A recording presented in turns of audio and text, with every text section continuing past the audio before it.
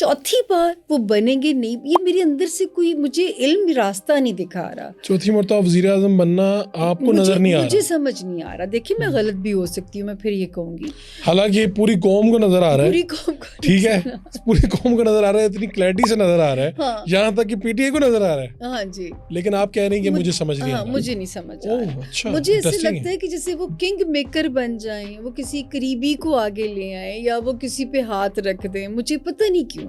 हालांकि वो उनकी डेस्परेशन हमें नजर आती है, समझ बताया जा है, रहा है, और उनकी पार्टी पूरे नारे लगा रही है, तो लेकिन पता नहीं अच्छा, मेरे आपको चौथी मरतबा वज़ीर आज़म बनते नजर नहीं आ कह सकती है। यहाँ पे मैं गलत होना मंजूर है, लेकिन मैं वही बोलूंगी जो समझ आ रहा है। ठीक है, चले नून लीग वालों से इल्तमास है कि आपको कुछ ना कहें, पीटीआई वालों से हमने पहले कर ली। मुझे कभी किसी की तरफ से गालियां नहीं पड़ी, ये माशाल्लाह हमारे अपनी ही पार्टी अपने ही गिराते हैं, जो अपने ही गिराते हैं नशेमन में बिजलियां। अब आपने ये दो लोगों का कहा है, आपने कहा इमरान खान का सियासी और मियां शहबाज शरीफ सियासी जो सितारे इनके बड़े बुलंद हैं। बर्थ चार्ट में मैं पढ़ती हूँ जी, तो अब देखिए खान साहब कितने यू टर्न्स लेते हैं, लेकिन उनकी जो फॉलोइंग है उसको फर्क नहीं पड़ता। हालांकि वो बच्चों वाले कई बार यू टर्न्स हैं कि इंसान को बिस्ती भी लगे। मैं तो कहती हूँ अपनी पेशगोई का गलत होना मंजूर है, लेकिन मैं कभी ये नहीं कहूँगी नहीं मैंने ये ऐसे कहा था, ये मैंने ऐसे कहा था, मैं उसको नहीं कभी रिव्यू हो जाता है ये नहीं, क्योंकि खान साहब का सितारा बड़ा स्ट्रॉन्ग है। इसी तरह शहबाज शरीफ साहब को कहाँ देख रहे हैं आप?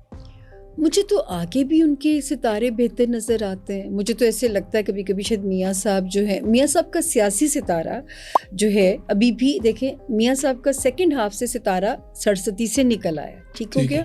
और जो है ये जो भी थोड़े थोड़े रिलीफ आपको मिल रहे हैं, इनको लग रहे हैं आपको 10 जनवरी से ये मज़ीद पावरफुल सितारा होने जा रहा है, मियाँ नवाज शरीफ साहब का।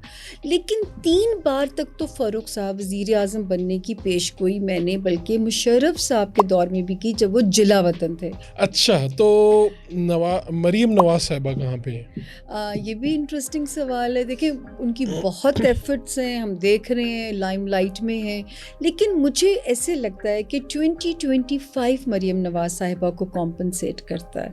अच्छा, हाँ जी, इस मैं कहूँ कि कोई बड़ा वज़ीर आज़म का मनसब दे देंगे वालिद या जो है कुछ ऐसी चीज़, मुझे उनको 2025 नवाजता हुआ मरीम साहिबा वहाँ से स्ट्रॉन्ग होती हैं 2025 वाले साल से। ऐसा लगता है कि कोई बड़ा ओहदा जी आ सकता है जी, क्योंकि वो 2025 से सॉलिड होती है।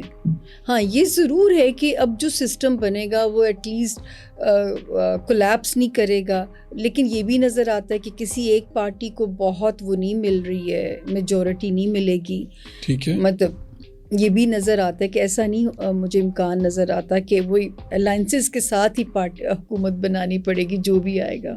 और नून उसमें आपको नज़र आती है कि ये मेजर? जी, नून लीग भी यहाँ पे हाईलाइटेड है और पीपल्स पार्टी भी जी, पीपल्स पार्टी भी हाईलाइटेड है। ठीक है, कोई पता नहीं जो है वो फिर सदारत का मनसब पीपल्स पार्टी के पास ना चला जाए, आसिफ जरदारी साहब। अच्छा, एक और इंसान है जिनका सितारा बड़ा स्ट्रॉन्ग है सियासी, मौलाना फजलुर रहमान। हाँ, उनके बारे में बताएं ना। आप सोचिए जरा कि वो हर दौर में कैसे अहम हो जाते हैं। पीडीएम स्ट्रॉन्ग करनी हो तो वो अहम हो जाते हैं, मतलब उनका भी सियासी सितारा इन 2 शख्सियात की तरह स्ट्रॉन्ग है। तो अभी आपको 2024 में भी उनके लिए मुझे तो यहाँ पे नज़र आते हैं कि वो भी हाईलाइटेड हो सकते हैं। तो ये सदारत के लिए मौलाना फजलुर रहमान और आसिफ जरदारी, इनमें से कोई ऐसी, इनमें कोई पर्सनालिटी ऐसी आ सकती है, इन दोनों में से कोई एक हो सकती है।